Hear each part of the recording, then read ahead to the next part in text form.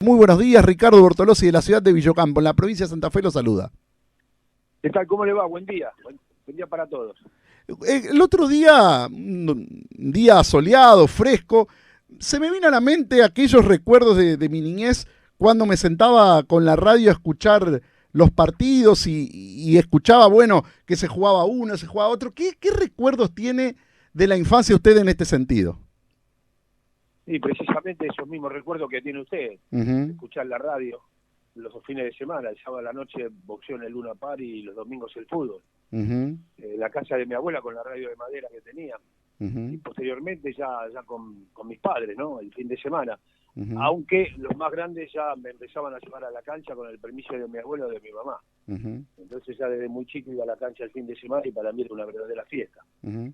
¿Iba a ver a Independiente muchas veces o por ahí si le gustaba algún otro equipo se iba a verlo a ese? No, de chico me llevaban a Independiente y a Racing de local, porque yo vivía ahí Uh-huh. en Piñeiro, a muy pocas cuadras de las canchas de los dos. Uh-huh. Entonces cuando jugaban de local, un domingo cada uno, me llevaban a la cancha. Uh-huh. ¿Y qué es lo que recuerda de aquellos inicios en la radio, en esto que tiene que ver con los medios? Y recuerdo que comencé muy joven, para una Uh-huh. radio de Tucumán. Uh-huh. Relataba a mi suegro, Osvaldo Caffarelli, la Uh-huh. campaña de Atlético y de San Martín de Tucumán. Y empecé haciendo vestuarios, recuerdo en la cancha de San Lorenzo, la vieja cancha, el viejo gasómetro, ahí en Avenida de La Plata, Uh-huh. con San Lorenzo Lanús. Ya hace 48 años, desde hace Claro. mucho tiempo. Uh-huh. Pero lo recuerdo perfectamente, porque son cosas que en tu carrera te quedan marcadas, ¿no? Uh-huh. El día que comenzaste, el desarrollo, la actualidad, pero es un recuerdo realmente maravilloso, por supuesto. Uh-huh. Y recién mencionaba, bueno, Osvaldo Caffarelli, quien es su suegro. Me imagino que cuando era chico lo escuchaban aquellas veladas en el Luna Park y todas esas transmisiones. Sí, Radio Splendid. Uh-huh. Me encerraba en la cocina cuando mi papá no me llevaba al Luna, porque a veces me llevaba al Luna Park. Uh-huh. Me encerraba en la cocina y escuchaba Radio Splendid, que relataba Bernardino Veiga, comentaba Feli Daniel Frascara, y Osvaldo ya empezaba a hacer vestuarios en esa época. Uh-huh. Y transmitía peleas de semifondo. Y los domingos era Fioravanti, Ortega Moreno, los comentarios de Enzo Ardigó, de Dante Panzeri, Uh-huh. o sea, periodistas reconocidos de aquella época, Uh-huh. con los cuales uno se crió y escuchó. Y relatores que le daban mucha importancia también al léxico, a esto literario que tiene que ver también con narrar un partido de fútbol o una pelea de boxeo. Sí, Fioravanti sobre todo. Uh-huh. Tenía un vocabulario, lo recuerdo perfectamente, de un nivel superlativo muy importante. Uh-huh. Manejaba muy bien los tiempos, la vocalización. Bernardino Veiga quizá era mucho más pasional, ¿no? Más vehemente a la hora de transmitir. Fioravanti era más reflexivo, más tranquilo, quizá tomándose más tiempos. Uh-huh. Eso también lo fui aprendiendo escuchándolos a ellos, y cuando comencé mi carrera los recordaba, por supuesto. ¿Conserva en la actualidad algo de su origen uruguayo, Walter? ¿Cómo? ¿Si conserva usted en la actualidad algo de su origen uruguayo? No, en la actualidad nada. Mi abuelita falleció, mi papá también. Mi papá era hijo de madre soltera. A mi abuelita no la conocí porque cuando nací ya había fallecido. Pero sigo siendo uruguayo porque viajo con el mismo pasaporte y nunca me nacionalicé argentino. Tengo la radicación en la Argentina. Ah, o sea que nacionalidad es uruguaya solamente.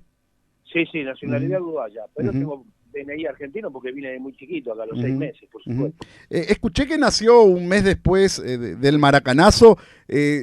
¿Por qué no se llama Odulio? No sé, mi vieja y mi papá no eran muy futboleros. Era más del palo del boxeo, sobre todo mi papá, y del cine.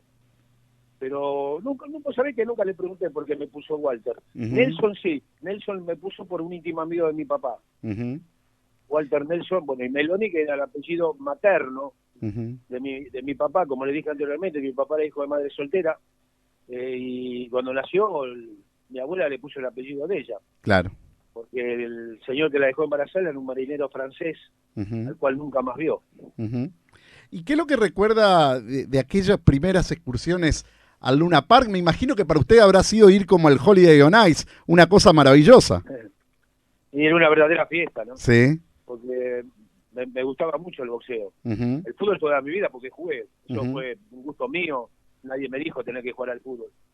Pero el boxeo, mi viejo de a poquito me lo fue metiendo y la verdad que me encantaba. Era el sábado a la noche ir al Luna Park y ver esa cola que ya cuando uno iba caminando por Corrientes, llegando al Bajo, que llegaba prácticamente a Leandro Alem. Y después de la pelea, la salida obligada, ir a comer pizza a las Cuartetas o bife de chorizo con papa frita, me llevaba al Palacio de la Papa Frita ahí en la calle Lavalle.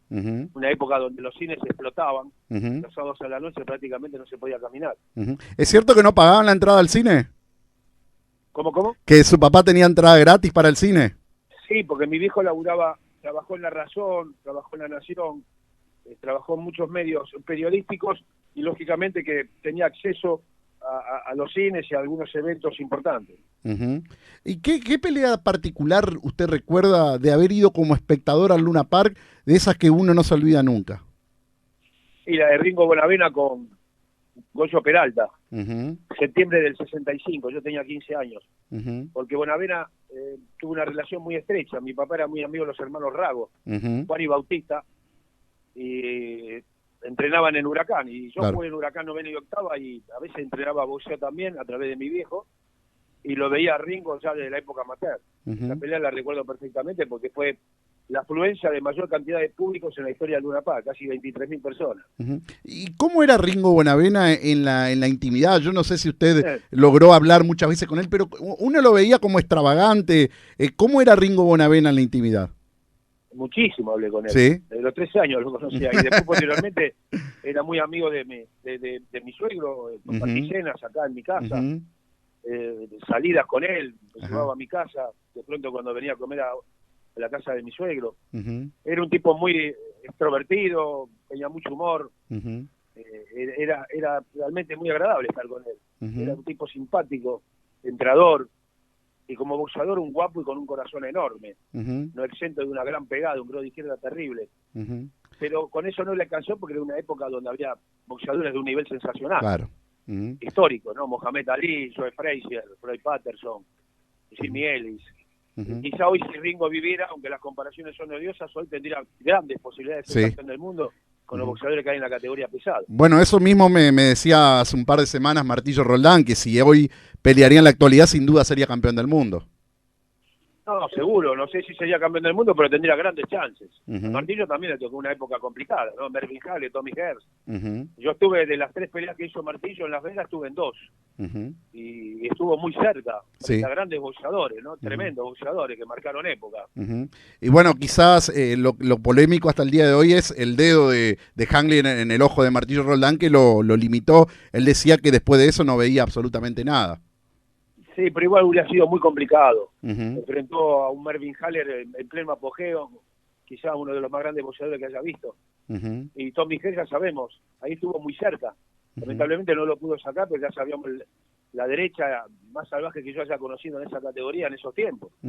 Pelear contra esos tipos era complicado ganar. No imposible, pero muy difícil. Walter Vargas nos decía en una ocasión que él no admite comparaciones respecto a que Monzón sin dudas es el mejor boxeador argentino de todos los tiempos. ¿Qué es lo que considera usted, Walter?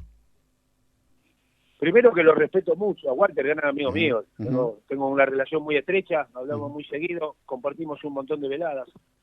Pero en esto de elegir quién es el mejor, ¿viste? Siempre está la discusión y la opinión bastante repartida. Para mí Monzón fue el más grande de todos los tiempos en materia de resultados por las 14 defensas. Lógicamente nadie lo puede discutir a nivel mundial. Pero después está el paladar boxístico de cada uno.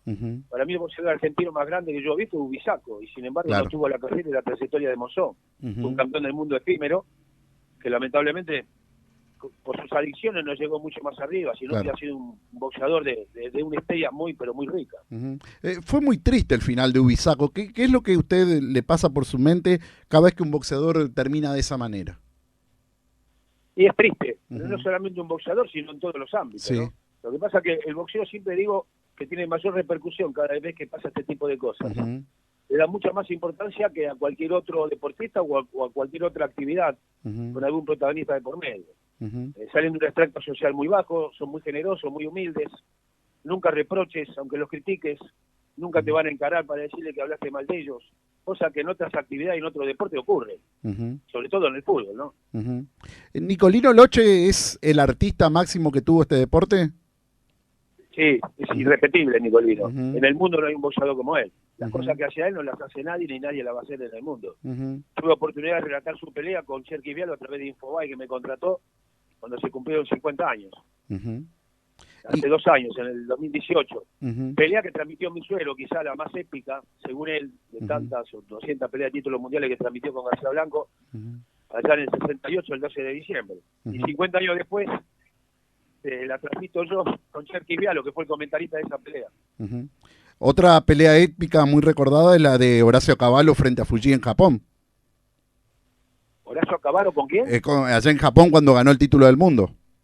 Ah, no, con Fuji no, con Fuji fue Nicolino. Perdón, con Fuji era Nicolino.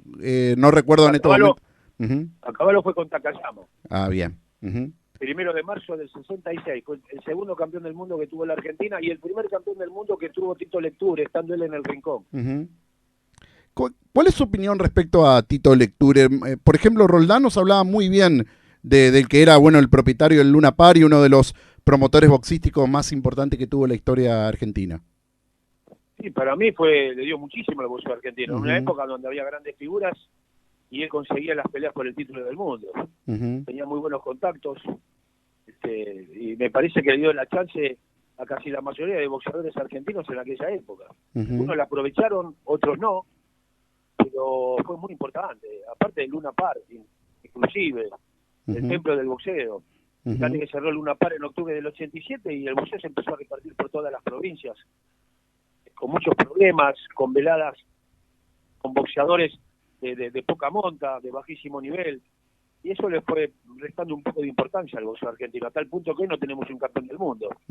Solamente la chance de Brian Castaño cuando se levante la pandemia, que tiene grandes posibilidades en la categoría super welter. No es el mejor momento del boxeo argentino para nada, más allá de no haber campeones del mundo, no hay, más allá de Brian Castaño, que quizás sea de lo mejorcito que hay, no se ve uno con mucha proyección a futuro. Hay proyectos.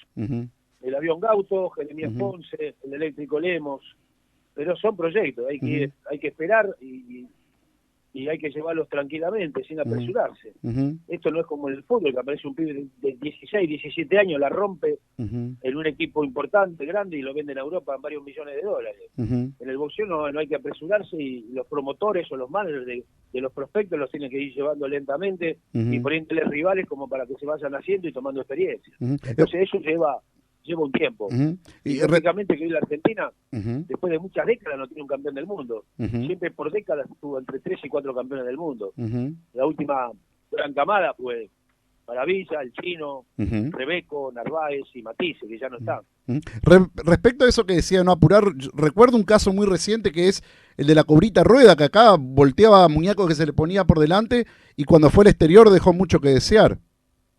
A la Cobrita Rueda hice casi toda la campaña yo en boxeo de primera. Y siempre decíamos que estaba peleando contra boxeadores que no le iban a dar ninguna experiencia para acceder a una pelea del título del mundo cuando le llegara la oportunidad. Y eso ocurrió. Se encontró con un mexicano, Valdés, de unas condiciones sensacionales. Y pasó lo que tenía que pasar, que más o menos nosotros veíamos que podía llegar a pasar. Y no solamente con la Cobrita Rueda, con un montón de buenos prospectos que fueron volteando muñecos, como dice usted acá, ganando, pero ante rivales de menor exigencia, sin ningún tipo de posibilidades. Y respecto a Maravilla Martínez, ustedes siguieron a Maravilla desde sus inicios. ¿Se podía prever que ese boxeador iba a terminar siendo lo que fue uno de los mejores campeones del mundo que tuvo la Argentina en los últimos tiempos? Y él ya lo insinuó cuando fue campeón mundial super welter. Nosotros hicimos casi toda la campaña cuando venían las peleas de Europa los sábados por la tarde en boxeo de primera. Condiciones tenía. Lamentablemente las oportunidades le llegaron tarde, como para mostrarse al público a nivel mundial, pero las condiciones las tenía, nosotros ya las veíamos cuando le ganó a Kelly Public, cuando le ganó a Paul Williams, cuando le ganó a Bunema el título mundial super welter. Entonces uno veía que tenía grandes chances y posibilidades. Quizá la duda que generaba era que era un mediano chico, peleando contra verdaderos medianos, naturales. Fíjate vos que la pelea con Chávez le llevaba entre 6 y 7 kilos a la pelea. Él siempre fue un super welter, un mediano chico. Hizo pelear en mediano por las grandes condiciones que tenía, la velocidad y además la muy buena pegada. Ahora, le había ganado a rivales, para mí, a mi juicio, muy superiores a Chávez. Sin embargo, esa pelea tuvo una repercusión mediática por ser el hijo de Julio César Chávez, pero por también todo lo que envolvía ese combate.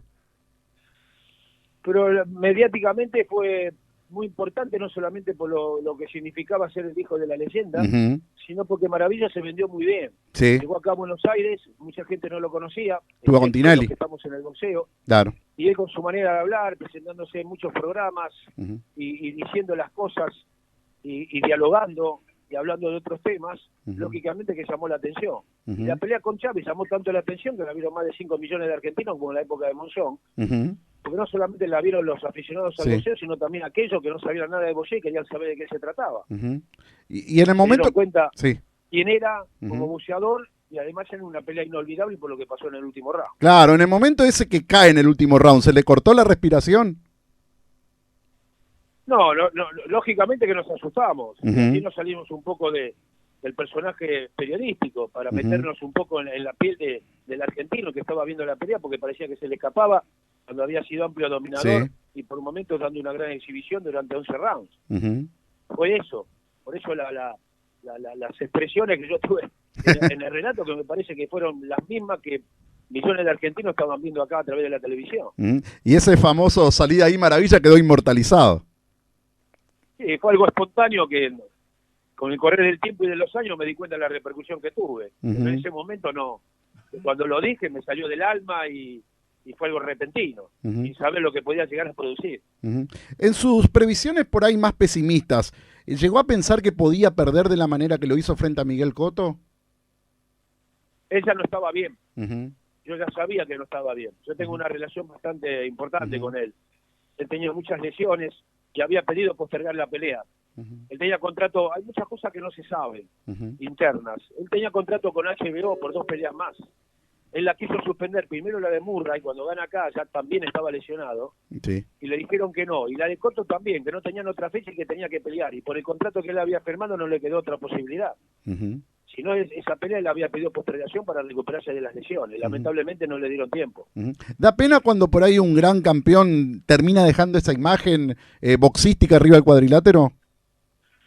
No, a mí no me da pena porque uno hay que ser, me parece, en este sentido, no tan crítico y recordar todo lo que hizo hasta esa instancia. Grandes boxeadores a nivel mundial en la historia terminaron mal. Mohamed Ali, Ray Sugar-Leonard cuando peleó con Terry Norris en su vuelta, que no tenía que haber vuelto. Mohamed Ali ni hablar. Hay muchos boxeadores. Mano de Piedra Durán también. Boxeadores y no tuvieron la posibilidad de reeditar todo lo bueno que habían hecho en su campaña.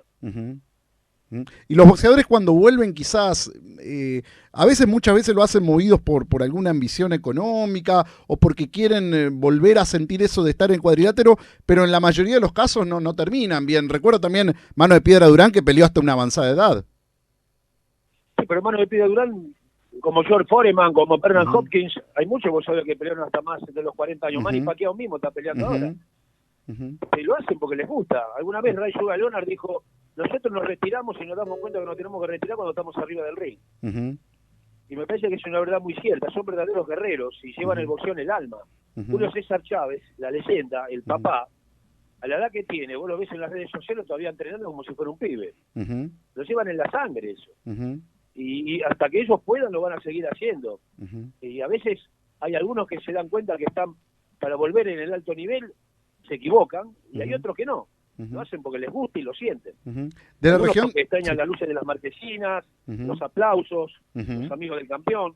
Y hay otros que por ahí tienen necesidades económicas, no invirtieron bien y tienen que volver porque es lo único que saben hacer. De la región del norte santafesino es el chino Marcos Maidana. ¿Cómo qué otro boxeador de la historia usted podría equiparar al chino Maidana en lo que fue en toda su trayectoria? Es un boxeador top el chino. Porque peleó contra los mejores en la mejor época de la categoría de él, sin ningún tipo de problema, ganando y perdiendo. Además no lo apuraron. Es un boxeador explosivo, peleador, yo diría que es más peleador que boxeador, con un corazón enorme, con una guapesa tremenda y con un aguante infernal. Además no lo apuraron, Walter, tuvo muchas peleas antes de llegar al título del mundo. Por eso te digo, cuando vos llevas a un boxeador bien, poniéndole boxeadores con exigencia, en la medida adecuada, y cuando vos ves que está en condiciones, entonces pueden dar el salto y lo dan bien, y no apresurarse con promotores que quieren llenarse los bolsillos y rápidamente lo enfrentan para pelear por el título mundial con los mejores, y no le importa lo que venga después o lo que pueda llegar a suceder. Hablando un poquito de otra cosa, ¿qué es lo que recuerda usted de aquellas experiencias con Héctor Larrea en Radio Rivadavia? ¿Con quién? Con Héctor Larrea. Sí, con Héctor fue uno de mis máximos maestros, de 15 años. Aprendí mucho al lado de él, un gran profesional, tremendo profesional, con una gran disciplina periodística, y de esos tipos aprendés mucho. Lógicamente que después vos vas forjando tu estilo, pero aprender no solamente desde lo profesional, también desde lo personal, desde los cuidados. De Héctor, de Caffarelli, de García Blanco, de Badía, de todos esos tipos aprende. Y yo tuve la fortuna, tuve el gran privilegio, siempre lo digo, de trabajar al lado de ellos. Y cuando usted estaba en Radio Rivadavia, ¿le tocó ir a relatar fútbol al interior de la provincia de Buenos Aires, es así? Sí, pero muy poquito, porque yo en Rivadavia no empecé a relatar, transmití algunos partidos nada más, porque no me daba muchas chances. Yo empecé a trabajar a relatar en el año 78 en una radio de la provincia de Buenos Aires, en Chacabuco, LT36, campeonatos regionales de la Liga, la campaña de Sarmiento de Junín. Y ahí lo vio a Gareca, a Ricardo Gareca, jugando en Sarmiento de Junín. Sí. Claro, cuando estaba a préstamo de Boca. Ahí le puse el primer apodo a un jugador, el José Tigre. Sí, lo recuerdo, año 81. Y esto de poner apodos que después quedan inmortalizados debe ser un pequeño orgullo profesional para usted. Pero los apodos ya vienen de época pasadísima, ¿no? Históricas son. Todos los jugadores en el fútbol, la gran mayoría, tienen apodos. A la Bruna le decían el Feo, a Moreno, al Charro Moreno, a Moreno le decían el Charro. No sé yo, hay un montón. A Belén, el puntero izquierdo de Racing, le decían la Bruja. A Manfredini, el Piedoni, cuando llegó a Italia. A Rubén Sosa le decían el Marqués, a Navarro, a Chabrava. No, eso no nadie lo inventó, eso viene de hace muchísimos años. Los relatores, me parece que ya Añares le pusieron apodo a la gran mayoría de los jugadores, y es muy popular en el fútbol eso. Con los boxeadores pasa lo mismo. ¿Qué le pasa? Maravilla, el Chino, Escopeta Monzón, qué sé yo, el Huracán Narváez, también la Cobrita Rueda, sí. La Tigresa Acuña, por ejemplo. La Tigresa Acuña, sí, la Tuti Boc. Sí. ¿Le gusta el boxeo femenino, Walter? Sí, me gusta, aunque al principio lo veía con un ojo cerrado, me generaba muchas dudas, pero no, me gusta. Hay boxeadoras de muy buen nivel que están a la altura de un boxeador masculino. Qué sé yo, la Tigresa Acuña, que fue la pionera, tiene 42 años, sube a ring y te da una exhibición de boxeo. La Tuti Boc, que cada día pelea mejor, pasan los años y cada día pelea mejor. Cecilia Román, la sanjuanina, campeona mundial gallo, en unas condiciones sensacionales. Hay muchas buenas campeonas, sí, me gusta. ¿Qué es lo que siente un periodista cuando va a cubrir un mundial? Sí, alegría, satisfacción, privilegio, orgullo. Es lo máximo que le puede pasar a un periodista. Lo mismo cuando voy a transmitir una pelea de título mundial. También. Es lo máximo. Me parece que más o menos parecido a lo que le pasa a un jugador de fútbol. O a un boxeador que va a pelear por un título del mundo. ¿Y cuál fue para usted la mayor tristeza deportiva que le tocó cubrir como aficionado del fútbol o del boxeo? Y la mayor tristeza fue el Mundial 2014 en Brasil, perder la final con Alemania, relatando, ¿no? Por supuesto. Claro. Allí cubrí el Mundial con Macaca Márquez, sí. Acariciamos el cielo con las manos y lamentablemente nos quedamos ahí. Hubiera sido sensacional, histórico, porque yo siempre, a nivel personal, nací un mes después del Maracanazo en Uruguay y ser campeón del mundo, relatando a la Argentina en Brasil de nuevo y en el Maracaná. Hubiera sido algo inolvidable, no se pudo dar, lamentablemente, y esa es una tristeza que me quedó, me va a quedar para siempre. Y quizás por cómo se dio el partido sea lo más doloroso. Por eso digo, porque era un partido para ganarlo. Si vos me decís que Alemania lo pasó por arriba, que le ganó 4-0 como pasó en Sudáfrica, pero Argentina tuvo todo para ganar. Se perdió muchos goles, un penal no cobrado, Alemania prácticamente no llegó, y nos quedamos con la mano vacía sobre el final. La verdad que fue muy triste. Todavía recuerdo la salida del Maracaná, llegar al hotel y de la bronca, de la tristeza, casi no comer y me a dormir. Estaba muy triste. ¿Y la mayor alegría? Y alegría tuve muchas, qué sé yo. Cuando Ubi Saco fue campeón mundial, relatando boxeo, cuando Falucho Laciar te recupera el título mundial en Reims en el año 87, cuando Koji, ayer se cumplieron, por ejemplo, 33 años del título mundial que ganó Coche en Italia. En Italia. Y en Rivera. En esa pelea también estuvimos con Rivadavia, con Caffarelli y García Blanco, cuando le ganó a Patricio Oliva. Las peleas de Palma. Hay muchas alegrías. Y en fútbol, con los juveniles, con Peckerman tuve muchas alegrías. Qatar, acá en el 2001. Sí. El Juego Olímpico, en el 2008 en China, en el 2004 en Atenas. Hay muchas alegrías. A nivel selección, me queda como gran alegría el primer mundial que cubrí, que fue en el 78. Ya estaba en Radio Rivadavia cuando salió campeón. Claro. Lo de Qatar fue una muy linda sorpresa porque no se lo esperaba nadie en el 95. No, la verdad que no. Una selección que se fue en silencio, en punta de pie. No era un equipo de grandes individualidades, pero sí. Un equipo en conjunto muy solidario. Sí, donde allí aparecieron grandes figuras que después, como Sorín, claro, aparecieron en la selección mayor, ¿no? Jugando de marcador central, Sorín. Jugando de marcador central, Sorín, en ese mundial. Sí, fue el capitán. La línea de 4 era Lombardi, Pena, Sorini y Federico Domínguez. Sí. En el arco Irigoitía, La Rosa, Mariano Juan, Collete, Ibagaza, Biagini y Guerrero. Ese era el equipo titular. Ahora, siempre en las finales metía un batacazo Peckerman. Recuerdo en el 97 no lo puso a Pablo Aimar. En el 95 creo que lo había puesto a Cristian Chaparro en vez de Ibagaza. ¿Por qué Peckerman hacía esas cosas en las finales? ¿Era para sorprender a su rival? Era muy estudioso, José.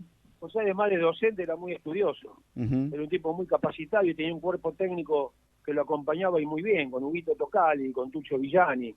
Se complementaban muy bien y antes de cada partido se sentaban, dialogaban y veían lo mejor para el equipo y se tenían que resignar un gran jugador que había jugado en el torneo por otro, en beneficio de la línea colectiva del equipo, lo hacían. Fue que sorprendía, era muy inteligente. Peckerman fue un gran acierto de Grondona, ¿es así? Yo te diría que más de Grondona, del hermano de Grondona, Héctor Grondona. Yo viví todo el proceso de Peckerman, charlaba mucho con él, tengo una gran relación con Hugo Tocali, con quien hablo muy seguido, y algunas cosas, por supuesto, me enteraba. Héctor Grondona era el presidente independiente en aquella época, y cuando iba a ser nombrado Carlos Timoteo Origüey como técnico de los juveniles, Héctor Grondona dijo que se fijaran bien lo que había presentado en la carpeta de José Peckerman, que venía a dirigir los juveniles de Colo-Colo. Y bueno, y esa noche finalmente se inclinaron por Peckerman ante una gran sorpresa general para el periodismo. Sí. No para mí, porque Héctor Grondona, yo estaba con la red rapidísimo y por la mañana me dijo, cuando lo llamé, que le ponga unas fichitas a Peckerman. A mí también me sorprendió, y mucho. Lo que no me sorprendió después fue el gran trabajo que hizo. Cuando falleció Grondona, recuerdo que, en mi caso particular, pensé, bueno, puede ser un buen puntapié para la organización del fútbol argentino de por ahí, bueno, democratizarse un poco más. Sin embargo, se cayó todo como un piano el fútbol argentino. ¿Cuál es su opinión al respecto de lo que es la AFA hoy y de lo que fue la AFA después de la muerte de Grondona? Que no se organizaron bien, que todo quisieron el poder, y en pos del poder se peleaban entre todos, y eso le hizo mucho daño al fútbol argentino. Todavía hay que recordar la votación, ¿no? 38-38, como para darse cuenta de lo mal que estábamos. Y hoy sigue igual. Hay quizá una ventanita que parece abrirse para que se encamine. Habrá que esperar los próximos años a ver lo que realmente pasa. Lo que sí está claro que con la muerte de Grondona se perdió prestigio internacional y mucho peso en la FIFA. Más allá de los problemas que tuvo la FIFA, ¿no? Con los temas del soborno y la corrupción que tuvo. ¿Y se lo imagina a Tinelli ocupando ese cargo, usted que lo conoce desde muy temprana edad? Ni me lo imagino, ni pienso si puede ser Tinelli. Que venga con las mejores intenciones de organizar el fútbol argentino, en ese sentido está bastante mal. Desde hace muchos años, con decisiones que se toman unilateralmente, que se cambian permanentemente, y eso no le hace bien al fútbol. Confunde al hincha y hasta los propios periodistas lo confunden. ¿Actualmente está en Radio La Red, es así? Sí, señor, hace 10 años, con una banda maravillosa, sensacional. ¿Y transmitir fútbol o boxeo? Bueno, por la radio lo hace, pero la televisión actualmente no lo hace. No, yo me fui de torneos en el 2017 y todavía tengo un litigio judicial. ¿Dolió mucho tener que irse de esa manera? No, porque yo ya lo veía venir. La cosa no venía bien en los últimos años. Entonces en algún momento la soga se tenía que cortar. Y fue finalmente así. Pero sigo trabajando, estoy bien, estoy muy bien en la red, me dan el lugar que merezco, me respetan.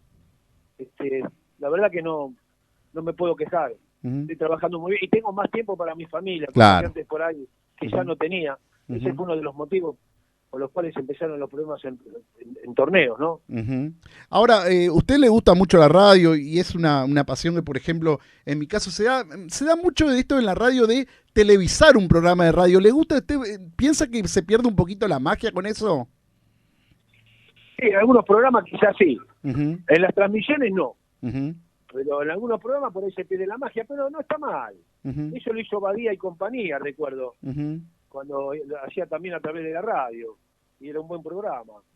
Pero no lo veo tan mal, no, la magia no se pierde. No, porque tenés que tener un buen poder de descripción, que quizá a través de la televisión, cuando hace triple con la radio, no hace falta tanto.